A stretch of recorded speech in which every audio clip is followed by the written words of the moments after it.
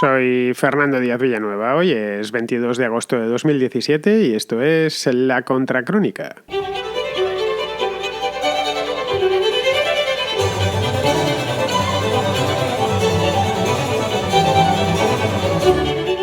Los atentados islamistas en Cataluña han traído de nuevo al primer plano de la actualidad un tema candente que no termina de resolverse del todo.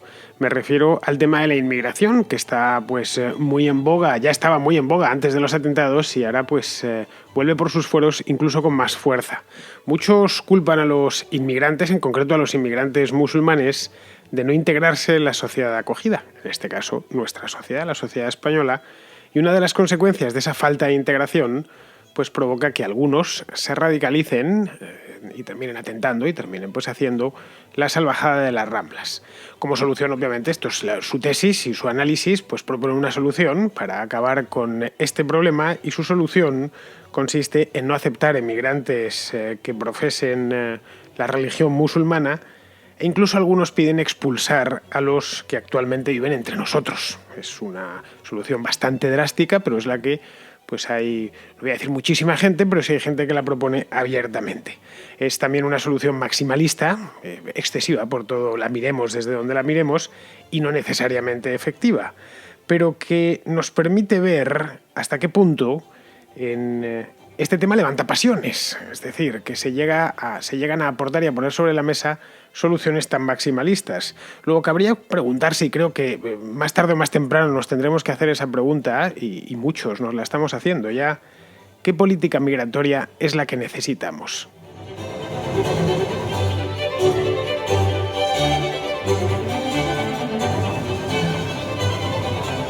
Es algo automático. Siempre que hay un atentado, ya sea en España o en cualquier otro país de Europa, y hemos tenido unos cuantos en los últimos 2 años y pico, el tema tarda segundos en aflorar. Es que ahora que tenemos estos termómetros inmediatos que nos permiten tomar la temperatura a la sociedad, digo termómetros no físicos, pero sí lógicos, y estos termómetros son las redes sociales, básicamente. Hay un atentado donde sea, en Bruselas, en Estocolmo, en Barcelona, y automáticamente uno entra en Twitter o entra en Facebook, y lo primero que ve, incluso en Instagram, que es una red, digamos, para colgar fotografías, también se llevan a cabo estos debates, y uno lo primero que ve es como esta historia ya ha aflorado, ya está en la superficie, ¿no? Es decir, vienen a decir muchos que la razón última del atentado en cuestión, del último atentado, es que el país se está islamizando. Dicen, bueno, esta es la consecuencia inevitable de que el país se esté islamizando. No es el primero y no será el último. Esto lo habremos leído y lo habremos oído en multitud de ocasiones, y al paso que vamos nos quedan unas cuantas más por oírlo.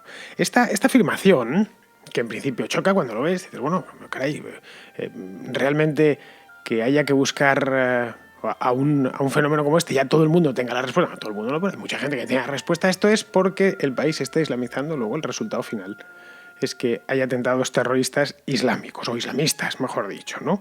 Es decir, algunas, los que lo vienen a decir, los que vienen a decir esto, parten de algunos presupuestos básicos, tales como que la islamización es real. Es decir, los inmigrantes están sustituyendo a la población local, y en algunos lugares la han sustituido completamente. Esto podría verificarse cierto en algunos sitios, en algunos barrios, en concreto en los Países Bajos, como de Molenbeek, del que hablaba hacía más de un año, con motivo de los atentados, la cadena de atentados en Bélgica. Pero en la mayor parte de los casos no es así. Es decir, los inmigrantes musulmanes están lejos de sustituir, no sé si se producirá a lo largo de este siglo, pero desde luego están lejos de sustituir a poblaciones como la alemana, la francesa, la italiana, la española. Esa es la realidad si vamos a cuestiones puramente demográficas. Es decir, el primero de los presupuestos no es del todo cierto. Y el segundo es que el Islam en sí es una religión violenta, que solo puede generar terrorismo. Punto. La culpa es no ya del islamismo, de una interpretación rigorista del Islam, sino del Islam per se. Y una tercera, me atrevería a decir, es que la voluntad manifiesta de una parte de la comunidad islámica, de las comunidades islámicas asentadas en Europa, es liquidarnos. Pues lo dicen directamente. Lo único que piensan es en borrarnos del mapa y asesinarnos. Luego, siguiendo el guión de esta teoría, por lo demás, ya digo, muy popular, especialmente en las redes sociales, porque, como bien sabéis, estas cosas no se dicen por televisión, No por nada, sino porque no creo que no ponen el micrófono a la gente que dice estas cosas. Ya sabéis que hay una serie de opiniones que a mí me pueden parecer mejor o peor, pero que no tienen fácil acceso a los medios de comunicación. Bien, esta es una de ellas, ¿no? Pues siguiendo esta teoría, los estados deben intervenir inmediatamente prohibiendo la entrada de inmigrantes que profesen la religión de Mahoma. Sí, tal cual. A partir de mañana, automáticamente, si eres musulmán, ya no puedes entrar en España, no puedes entrar en Francia, no puedes entrar en el Reino Unido. ¿Por qué? Pues porque es musulmán, ¿no?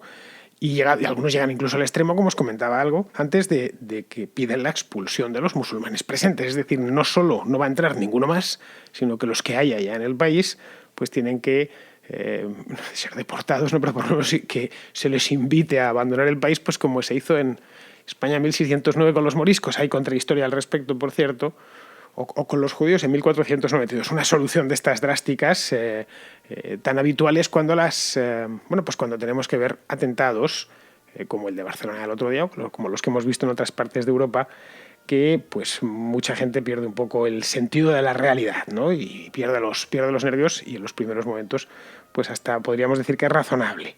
Bien, la tesis que digo, esta que os acabo de relatar así rápidamente, y que es bastante popular en ciertos ambientes, yo personalmente no creo que se sostenga. Puede, y de hecho proporciona una explicación sencilla a mucha gente, pero que sea una explicación sencilla no significa que sea cierta. Empezando porque el terrorismo islámico es algo relativamente reciente, eso para empezar. Es decir, el Islam de hace un siglo no es el Islam de ahora. Cualquiera que se ponga a estudiar un poquito por encima la historia de esta religión verá que ha tenido un montón de idas y venidas, subidas y bajadas, dientes de sierra, digamos. Bueno, pues ahora estamos en uno de ellos, pero a un musulmán del año 1900 le sorprendería ver, por ejemplo, o no digamos ya del año 1960, le sorprendería el rigorismo con que se lo toman sus hijos o sus nietos, ¿no? De hecho, en Europa entraron millones de musulmanes durante los años 50. Y en cambio los problemas de este tipo empezaron medio siglo más tarde. El terrorismo, podréis decirme, no, pero ya en los 60-70 había terrorismo islámico o islamista. No era propiamente terrorismo islamista. Era el de la OLP y demás. Era un terrorismo más motivado por razones de índole nacionalista o ideológica que religiosa. Es decir, Yasser Arafat, que lleva pues ya un montón de años muerto, los más jóvenes no os acordaréis de él, era propiamente un líder ideológico, además un líder patriótico de la nación palestina, pero no era un líder religioso como pudo ser, que ya está muerto también, felizmente, por cierto, Osama Bin Laden o más recientemente Abu Bakr al-Baghdadi, el del ISIS, ¿no? El programa de los nacionalistas árabes, nacionalistas que se dedicaron al terrorismo, como había hecho Arafat y la OLP durante los años 60, consistía en sacar a los judíos de Palestina y formar ahí un Estado árabe. No crear un califato mundial ni nada por el estilo. Eso por un lado. Por otro, lo que vemos es que los musulmanes que llegaron a Francia o a Bélgica, donde llegaron muchísimos en los años 60, tuvieron vocación de integrarse. Hasta que en algún punto, a finales del siglo XX, la tendencia se invirtió.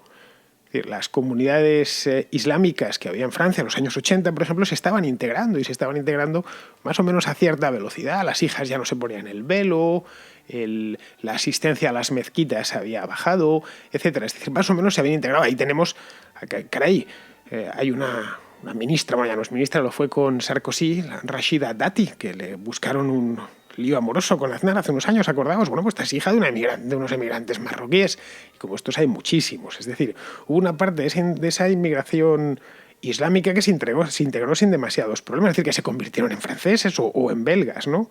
Es decir, el Islam y el terrorismo no tienen por qué ir de la mano, a pesar de lo que diga la tesis esta que os he expuesto al principio. Pero, sin embargo, dicho esto, observamos que actualmente en Europa todos los terroristas fundamentan sus acciones sobre un supuesto mandato islámico. Eso también es cierto. Que los obliga, de una manera mística, a matar a los infieles. Luego resulta que también matan a los fieles, pero vamos, la idea es que impera la religión, que tal, que el profeta, no sé qué, y lo hacen y lo fundamentan todo sobre razones religiosas, no de tipo político o ideológico o patriótico. Este mandato religioso que les arde por dentro y que les lleva a perpetrar masacres como la de las Ramblas, pues es un mandato que sus padres o sus abuelos parece ser que desoyeron. Luego, la comunidad islámica en Occidente al final ha terminado siendo como mínimo sospechosa. Sospechosa, evidentemente, de albergar en su seno a radicales esperando el momento de atacarnos. Y eso es del todo cierto. Es decir, las comunidades islámicas, hoy por hoy en todos los países de Europa, no son culpables, solo faltaba, pero sí son sospechosas. Es más, siempre que hay un atentado o algo así, bueno, pues, o cuando hay detenciones, que esas son mucho más comunes, estaban radicalizados en un área, o por eso hablamos de Molenbeek, o de ciertos lugares donde hay comunidades grandes y bien establecidas, ¿no? Es decir, que estas sospechas están perfectamente fundadas, habida cuenta de que todos los atentados tienen como móvil la yihad. La yihad es un concepto sacado del Corán, que vendría a traducirse algo así como la Guerra Santa, ¿no? La Guerra Santa de tipo religioso, no es una guerra patriótica, ni muchísimo menos. Es decir, que si hay una relación, si existe una relación entre islamismo, o mejor dicho, no de islamismo, entre islam y terrorismo. Que cuando hablemos de islamismo o de yihadismo, sea un tipo de terrorismo que solo se puede dar entre ciertos creyentes fanatizados.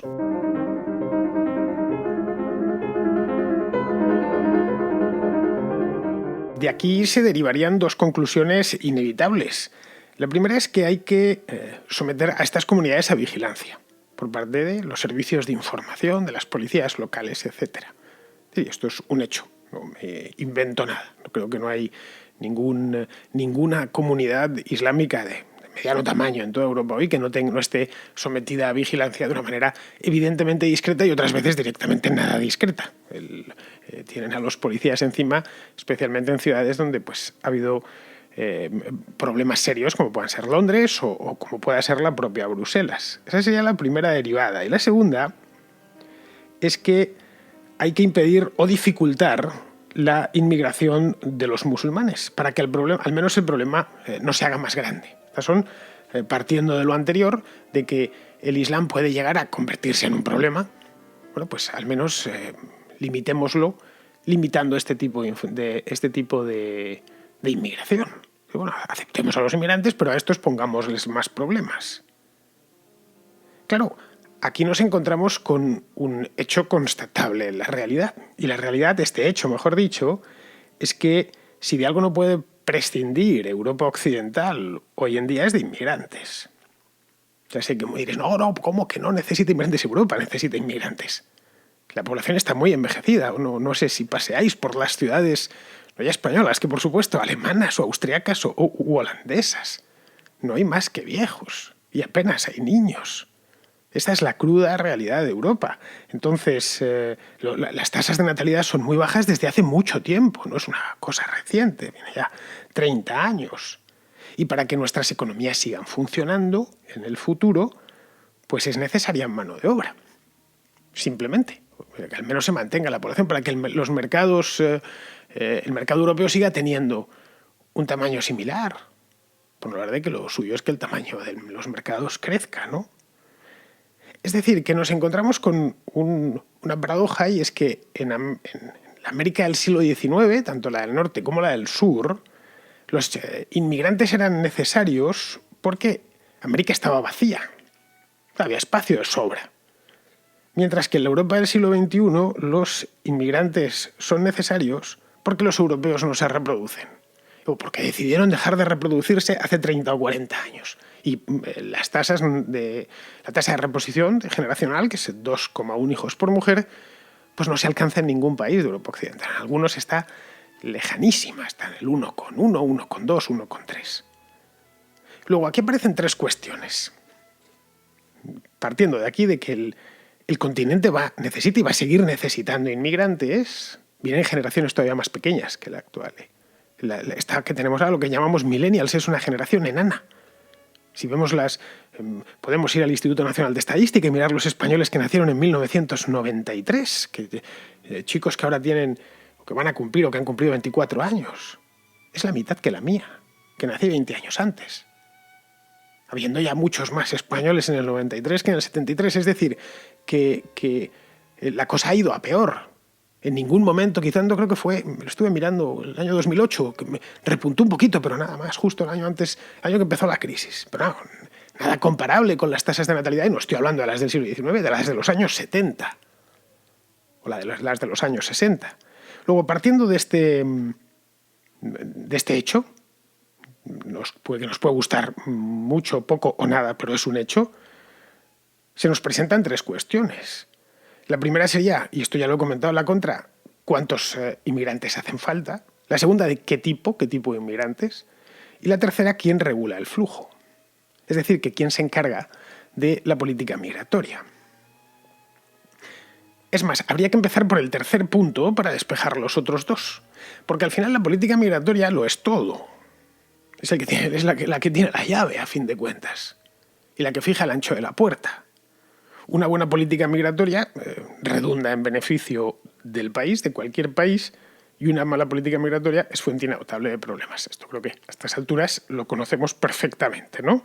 Una ventaja de vivir en estos tiempos posmodernos es que casi todo se ha experimentado. A veces lo digo yo muchas veces del marxismo. Hace 100 años el socialismo real era un experimento y sabemos cuáles son sus consecuencias. Bueno, pues con muchas políticas ya se sabe cuáles son sus consecuencias porque se han ensayado en algún momento anterior. Yo personalmente creo que la política migratoria, es decir, la clave del arco, que sería esta, debe nacer desde abajo. ¿Veis cómo? ¿Qué es eso de que nazca desde abajo? Es decir, desde las unidades políticas más pequeñas, unidades regionales o comarcales. Por varias razones. Digo, ¿cómo que va a permitir entrar en el país una comarca? O una región, La Rioja, por ejemplo, es una región pequeñita en España. Sí, tal cual, como lo oís. Las razones son básicas y la mar de razonables, porque conocen mejor cuántos y qué tipo de inmigrantes hacen falta, y además porque los errores que puedan incurrir en administrando esa política o gestionando esa política no se diluyen con facilidad en un territorio nacional muchísimo más grande. Es decir, si un político ha permitido entrar a demasiados, o a demasiados pocos, o no ha permitido entrar a los correctos, es decir, ha hecho una mala política migratoria, los votantes se lo echarán en cara. Esto no era esto, hay que cambiarla. Es decir, que algo tan importante en política como es la rendición de cuentas sería más rápida y más efectiva. Voy a poner un ejemplo. Madrid y Almería, creo que todos lo conocemos, ambas ciudades, ¿no? Bueno, ambas absorben inmigrantes desde hace muchísimos años, pero claro, de perfiles y nacionalidades distintas. Sin embargo, la regulación es la misma. Vamos, he puesto dos ejemplos extremos para que veamos bien la diferencia. Es decir, la obtención de permisos de trabajo, de permisos de residencia y, por último, el acceso a la nacionalidad son iguales. Realmente no tiene mucho sentido, si nos fijamos. Madrid necesita un tipo de inmigrantes básicamente dedicados al terciario, mientras que Almería los dedica al primario, al sector de la producción, quiero decir. Madrid consume oficinistas, camareros, gente del sector servicios, en definitiva, mientras que Almería, pues, en esencia, agricultores, gente dedicada a la agricultura, porque aquella provincia es una potencia agrícola, la huerta de Europa. Bien, yo creo que deberían decidir las autoridades locales de cada ciudad, de cada comarca, quiénes van a entrar y quién no. Es decir, deberían ser las que pongan los requisitos. Yo creo que una comunidad está perfectamente legitimada para fijar los requisitos de entrada y poner las normas. Es decir, el Cabildo de Lanzarote, por irnos a las Islas Canarias, puede, por ejemplo, decidir que solo se expedirán permisos de trabajo a los que hablen español o a los que dispongan de esta o aquella titulación. No se está vulnerando ningún derecho, por la sencilla razón de que a mí no me asiste ningún derecho en un país en el que todavía no estoy, no he llegado, al que quiero ir pero todavía no estoy, luego no soy objeto de ningún derecho, soy sujeto de derechos aquí.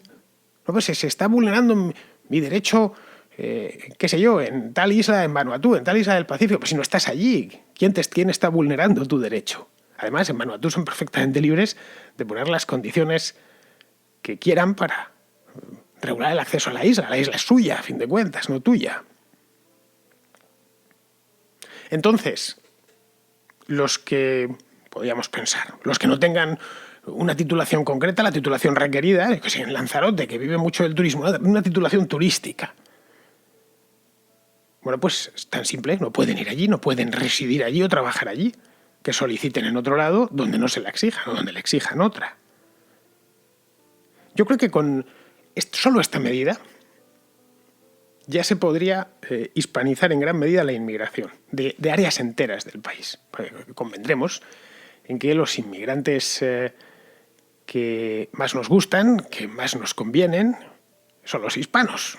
Es decir, es así, con cualquier español que se lo preguntes, con los llegados de Ecuador o de la República Dominicana o de Colombia no ponen jamás o rara vez ponen una sola pega. Los problemas vienen de los inmigrantes que, bueno, no de países lejanos, porque están más cerca curiosamente, pero de culturas más lejanas. Es decir, otros países lo hacen. Es decir, lo hacen mediante limitación de perfiles. Nueva Zelanda, por ejemplo, lo hace y le va bastante bien.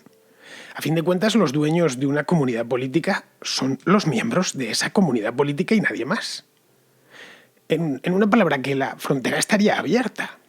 Tú puedes irte a vivir o trasladarte a Lanzarote. Por supuesto que sí, pero los lanzaroteños, que a fin de cuentas son los dueños de su isla, solo faltaba, son los que ponen las normas, son los que conocen bien lo que hay allí y lo que se necesita. Es decir, sería una frontera abierta, pero con muchas puertas y a la vez con muchas llaves y con muchos amos de llaves. ¿Qué pasaría si, por ejemplo, pongamos que en una comarca dada, un político populista abre de par en par esa puerta y entran más de los que se necesitan? Pues lo primero que tendría que hacer es enfrentar a sus propios votantes, que tendrían un montón de inmigrantes haraganeando por allí, por la calle, y viviendo a costa de los impuestos de los habitantes. Bueno, ¿y si vamos a hacer una más? ¿Y si una vez ha entrado por ahí, por la comarca del político populista, se va a otro lado, del mismo país? Bueno, pues sería tan fácil como ponerle en un furgón y devolverlo a la comarca del político populista en cuestión. Tan sencillo como eso. Usted no tiene permiso para trabajar aquí, puede venir aquí de turismo, pero no puede venir aquí y solicitar un trabajo si no cumple los requisitos. Resumiendo, que no sería más que devolver el poder a la gente y arrancárselo a la burocracia estatal. Un inmigrante, a fin de cuentas, no es más que un nuevo vecino. Si lo reducimos a su pura esencia, es eso. Y todas las comunidades de vecinos tienen sus normas de acceso y permanencia en la comunidad.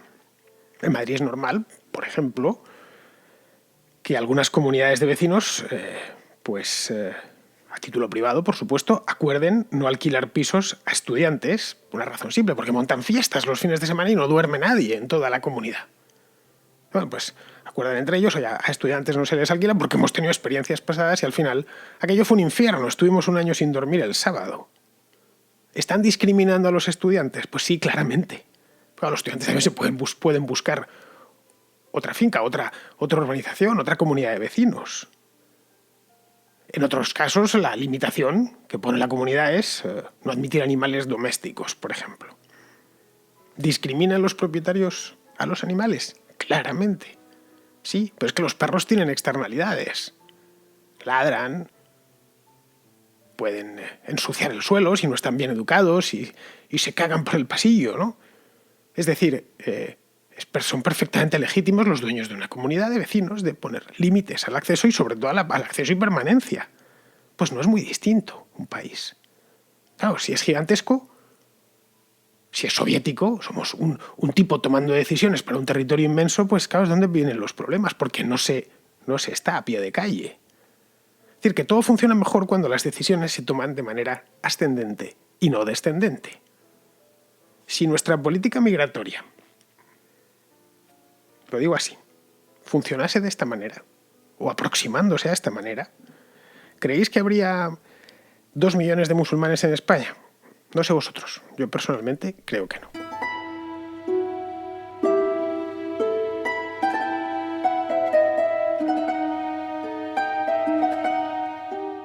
Alberto, que es un oyente de Málaga, un habitual, tiene una duda sobre la economía de Marruecos, que de una manera u otra pues está emparentado con el tema de hoy. Quería saber tu opinión acerca del país de Marruecos. ¿Cuál crees tú que es el motivo por el cual no está tan desarrollado como, por ejemplo, sí que lo está España? Todos los que hemos estado allí pues sabemos que tiene exactamente el mismo clima que hay aquí en Andalucía, pero sin embargo pues no tiene, y bueno, y es igual o de seguro que Europa. O sea, no se conocen atentados terroristas importantes ni casos de robo a turistas importantes. Un sitio diferente con unas comidas y una cultura por encima de muchos sitios, ¿no?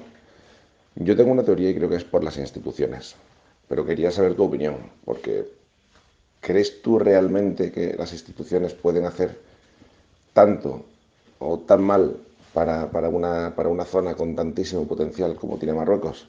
A ver, Alberto, Marruecos accedió a la independencia en el año 1956. O sea, accedió de dos países, porque Marruecos, lo que es hoy el Reino de Marruecos, eran, digamos, dos protectorados, uno español y el otro francés, que decidieron, bueno, se decidió crear un país. España y Francia se pusieron de acuerdo para, en el año 56, que se independizase el Reino de Marruecos. España tenía el norte del país, lo que era el Rif, y el Sidi Ifni, que es era una colonia pequeñita, justo en la costa del Atlántico.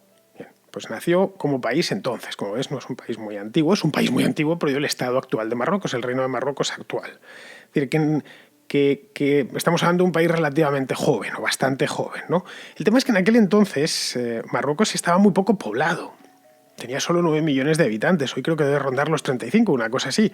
Y estaba muy atrasado, era un país agrario, pobre, vamos, sí, atrasado. Pues andaban pues, con arados romanos y cosas, no había pasado de ninguna manera la revolución industrial por ahí.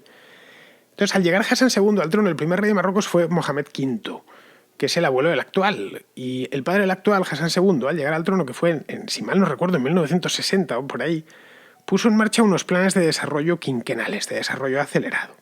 Igual que en la URSS, eran quinquenales, cada 5 años, ¿no? Que se prolongaron hasta los años 90. En función de los criterios de la burocracia de Rabat, pues Hassan II estatizó al máximo la economía marroquí. Empresas públicas, ruinosas, la mayor parte de ellas, por supuesto, administración sobredimensionada y luego deuda externa para pagar todo aquello. Sí, el clásico círculo vicioso tercermundista del que no se libró casi ningún país durante aquellos años del tercer mundo, que exceptuando Taiwán o tal, que salieron del marasmo, otros, sobre todo los de África, fueron machacados. Argelia incluso fue peor porque Argelia montó un régimen socialista directamente, ¿no? Bueno, la cosa es que en los años 90 ya cambia la perspectiva, ¿no? Cambia el paradigma que se dice ahora, ¿no? Y se busca más la inversión extranjera pues, para ciertas áreas, ¿no? En las que Marruecos es competitiva, como puede ser el turismo. Es un país que tiene un clima excepcionalmente bueno. Me dices que es como Andalucía, sí, efectivamente, el norte es igual que Andalucía. Luego tenemos una zona muy fértil, que es la que da la zona de Casablanca, Rabat y demás. Hay algunos ríos y vemos que esa zona del país es muy rica y que casi crece cualquier cosa porque el clima es mejor incluso que el de España, porque está más al sur y entonces está más soleada. Es un país más soleado que el nuestro.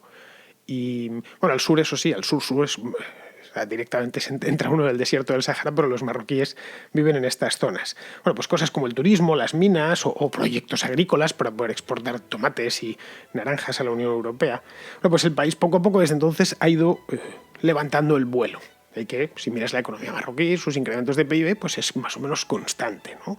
Claro, sigue siendo, a pesar de todo, una economía muy intervenida, con una administración hipertrofiada y altos niveles de corrupción. Es decir, ahí sí que tienes un problema institucional grave, con una, como dirían Robinson y Acemoglu, una minoría extractiva, pero total, vamos, de manual, de las de Robinson y Acemoglu. Pues es lo que nos encontraríamos no solo en Marruecos, sino en prácticamente no, en todos los países del norte de África. Es decir que, a fin de cuentas, no es el mejor lugar del mundo para invertir, pero tampoco es el peor. De ahí que en Marruecos pues se invierte algo. Las empresas españolas invierten muchísimo en Marruecos desde hace muchos años, ¿no? Bueno, entre tanto dirás, ¿cómo ha ido el país saliendo adelante? Pues exportando gente, que es como salen adelante muchos países del tercer mundo. Creo que hay como 6 millones de marroquíes en el extranjero, ¿no? Al principio entraban sin problemas en países como Francia, pero luego se les pusieron pegas ya en los años 90, pues salían muchísimos, y se convirtieron en los famosos jarraga, que son como los mojados, los espaldas mojadas de la frontera con México. Jarraga en Arraga, con H se escribe, significa en árabe los quemadores, una cosa así, porque queman la frontera. Pues son los que se suben en las pateras y cruzan pues, el estrecho de Gibraltar o se cuelan en los barcos o lo que sea. En España los conocemos bien. Vamos, esto es un poco así la razón por la que yo creo que Marruecos es más pobre que España. Es que nunca fue más rica, entonces no, digamos que ni en tiempos históricos. Te digo, he dicho que era un país en el año 50 atrasado y poco poblado. Ha hecho lo que ha podido, lo que ha hecho en gran parte estuvo mal durante varias décadas y poco a poco ha ido corrigiendo el tiro. Bien, no es ni muchísimo menos el peor país del norte de África. De hecho, probablemente junto con Túnez es el mejor de todos. Pero bueno, espero haberte respondido a la pregunta, Alberto, y vamos a ir terminando el programa ya. Tenemos a Pizarro que nos quiere hacer una reflexión de las suyas sobre los atentados de Barcelona y el día después. La sociedad española y los turistas estivales hemos puesto los muertos y ahora ponemos las flores, las velas, las concentraciones, el temor, el llanto y la indignación. Deberíamos poner preguntas, pero nuestros políticos se encargan de poner banderas a media asta, fotos de unión, condolencias de manual y respuestas cerraditas con fatalidad, unidad, respeto a las víctimas y no entorpecer la labor policial. Poco a poco se irán abriendo camino las dudas sobre la fatalidad, la unidad, el respeto y la labor policial. Pero para cuando ya no haya dudas, tampoco habrá interés. Pues amigos míos, con esto ya podemos dar por concluida y empaquetada la contracrónica de hoy y solo me queda despedirme de vosotros hasta mañana.